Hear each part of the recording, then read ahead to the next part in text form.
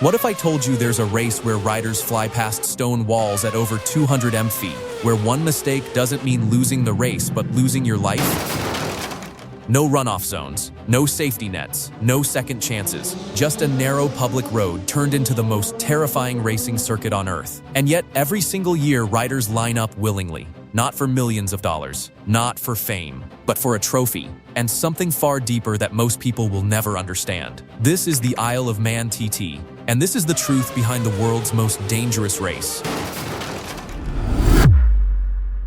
In this video, we're going to explore what really makes these riders so extraordinary, from the extreme physical and mental pressure they face, to the patience, discipline, and obsession required just to compete at this level. Because while many people quickly label them as reckless or even insane, the truth is far more complex. We're going to uncover why they really choose to take part in one of the most dangerous sporting events on Earth. This is the extraordinary truth of TT racers. But first, for those who don't know what it actually is, the Isle of Man TT, also known as the Tourist Trophy, is an annual motorcycle racing event held on the Isle of Man. The very first race took place in 1907, originally created as a way for British manufacturers to test and showcase their motorcycles for everyday use. At the time, racing on public roads in Britain was heavily restricted, so the Isle of Man, being self-governed, became the perfect solution, a place where machines could be pushed to their limits in real-world conditions. But what started as a simple testing ground slowly transformed into something far more extreme. As motorcycle technology improved, riders became faster. And as riders became faster, the course became more dangerous. Today, those risks have reached a staggering level. As of the 2025 race, 269 riders have lost their lives at the TT. And because of that, it's now widely known as the most dangerous race on Earth, which leads to the question everyone asks: why? Why would anyone willingly accept that level of danger? To understand that, you first have to understand what it actually takes just to compete here. And it all begins long before race day. It starts with preparation, because you don't simply show up at the Isle of Man TT and win. Not when you're facing a 37.73-mile circuit with over 200 corners, all while riding at an average speed of well over 130 miles per hour. At this level, every single detail matters. Every corner, every bump, every crest, every braking point, every subtle change in road surface. Miss one detail, and it can cost everything. That's why riders spend months, sometimes years, just learning the course. Take Peter Hickman, for example. Before even racing competitively at the TT, he famously prepared by driving 70 laps of the entire course in a car. That's around 2,660 miles of driving, just to memorize a single racetrack.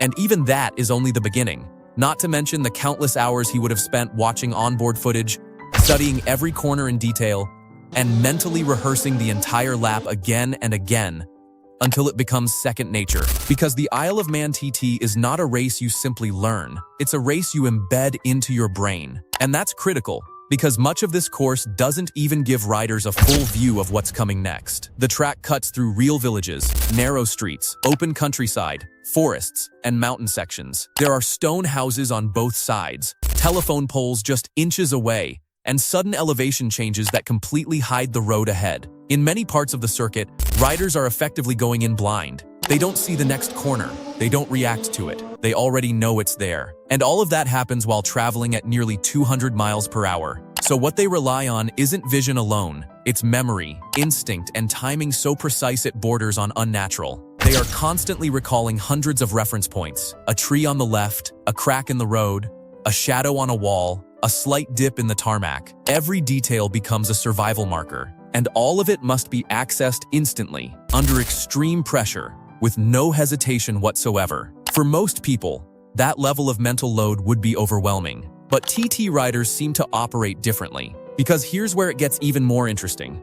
Scientific research suggests that elite motorcycle racers don't just handle pressure well, they actually adapt to it in ways that improve performance. A study conducted by Dunlop Tires in collaboration with University College London, which included TT legend John McGuinness, examined how elite riders perform under extreme psychological stress. The athletes were placed into controlled environments designed to simulate pressure, anxiety, and cognitive overload, and the results challenged what most people would expect. Instead of declining under stress, elite riders maintained or even improved their performance. Their memory recall didn't just stay stable, it improved by around 20% compared to non-athletes, especially when emotional pressure was introduced. That means when things get more intense, their ability to remember becomes sharper, not weaker, and it doesn't stop there. Their brains also showed faster processing speeds, around 10% improvement under stress conditions. In simple terms, when the pressure increases, their reaction time doesn't slow down,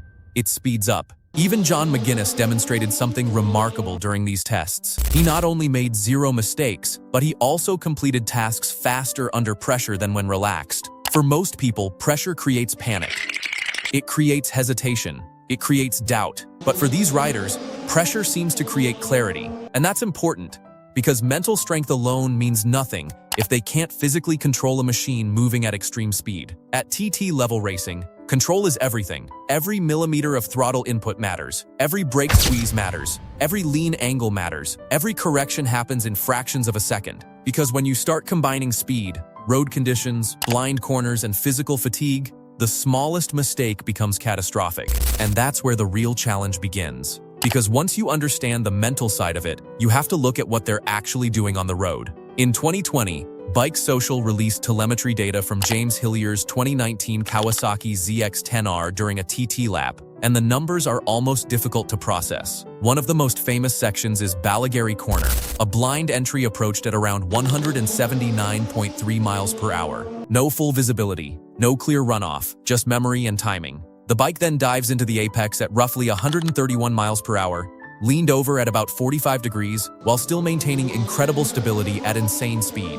And then comes the exit, where the only thing waiting for a mistake is a stone wall just meters away from the racing line. No gravel trap, no air fence in some sections, no forgiveness, just road and consequences. And this is only one corner. Across the full 37-mile lap, riders are constantly dealing with sections that feel physically impossible. High-speed kinks, sudden crests where the bike leaves the ground, and narrow village roads where they pass within inches of houses and spectators. Some corners arrive so fast that there is no time to think at all, only react based on memory. And all of this is happening not for a few seconds, but for over 1 hour and 40 minutes of continuous riding. No pause, no reset, no relief. Just sustained concentration at the absolute limit of human focus. And that's what makes the Isle of Man TT so different from anything else in motorsport. It's not just about speed, it's about surviving speed, for longer than the human brain is normally designed to handle. This corner, often referred to as Balagary, is infamous in TT history. It's the very same section where Guy Martin's Honda erupted into a fireball crash in 2010, a moment that still lives in TT memory to this day. But even that corner isn't the fastest, not even close. Because across the Isle of Man TT, there are sections that push the limits of what seems physically possible on a motorcycle. Take Greba Castle, for example, approached at around 166.3 mph, with riders still leaned over at roughly 131 mph through the apex, holding about 49 degrees of lean angle, while threading a narrow road lined with stone and danger.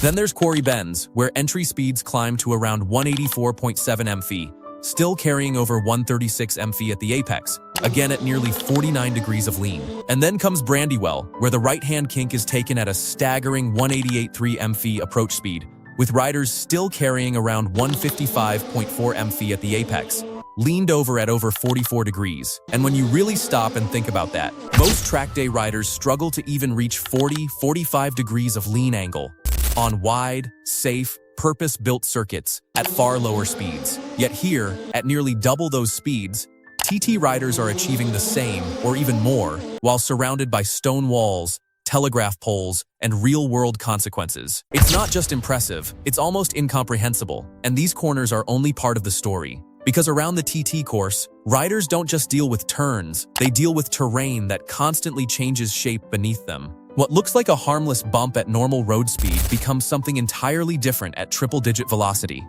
Small crests turn into launch points, and at full speed, those moments don't feel like riding over a road, they feel like jumping off it. The most extreme example is often found in sections like Balagary, where recorded takeoff speeds have reached around 149.3 mph, with riders airborne for just over a second before the bike reconnects with the ground. And in that 1 second, everything matters, because at those speeds, the slightest imbalance on landing can send the bike into instability instantly. There is no room for correction, no time to recover, and no margin for error. Just impact and consequence. And the most astonishing part? They don't do this once. They do it repeatedly, for over 1 hour and 40 minutes of non-stop racing. No breaks, no pauses, no mental reset. Just constant exposure to speed, risk, and precision at the absolute edge of human capability. At this point, there really is no comparison anywhere else in motorsport. Because this isn't just physical skill, it's sustained concentration under extreme psychological pressure. It's like asking a pianist to perform a complex concerto perfectly for nearly 2 hours straight. But instead of sitting in a calm concert hall, they're performing it while running full speed down a narrow stone-lined street, where a single missed note doesn't just ruin the performance. It ends everything. Every input matters. Every brake pull, every lean, every throttle adjustment. Because in a place like this, there is no small mistake. There is only outcome. And when that level of concentration starts to fade, even slightly, the risk doesn't rise slowly. It skyrockets instantly. And this is exactly where conditioning becomes just as important as speed or skill. While many TT riders may not look like the finely tuned MotoGP elite, to say they have it easy would be completely wrong. Because what they are actually riding are essentially two-wheeled missiles, machines that are constantly being pushed to the absolute edge, hard braking from extreme speeds, rapid direction changes, and entering corners at triple-digit miles per hour, all while clinging on as the bike fights physics at every moment. Anyone who has ever ridden a powerful 1000cc sports bike at high speed knows one thing very clearly: it is not easy. Now imagine doing that for over 37 miles on real public roads for nearly 2 hours straight. It's not just physically demanding, it's draining in a way that most sports simply cannot replicate. And that's exactly why TT riders train differently. They don't just go to the gym and lift weights. They train to become bike fit, a type of conditioning that only comes from spending time on the machine itself. Hours and hours of riding, reacting, balancing, braking, and controlling a machine at speed until the body adapts naturally. Because at the TT, physical fitness isn't just about performance, it's about survival. And even the authorities recognize this. In recent years, especially from 2024 onward, the Isle of Man's road racing medical teams began introducing advanced monitoring systems during the race. Riders are now tracked in real time, measuring things like heart rate, core body temperature, reaction time, blood lactate levels, grip strength, all while they are racing at full speed. The goal is simple, but crucial: to understand exactly what the human body is going through at those extremes, so riders can be better prepared, better trained, and ultimately safer. Because what they discovered is alarming. Even small changes in the body have massive effects. Just 2% dehydration can significantly reduce both physical strength and mental performance. At 3% dehydration, G-force tolerance can drop by up to 50%. Severely affecting control and reaction ability. And fatigue? Fatigue doesn't just slow the body down. It reduces precision. It reduces decision-making ability. It reduces reaction time, all at the exact moment those abilities are needed most. And this is where the TT becomes something far beyond just racing.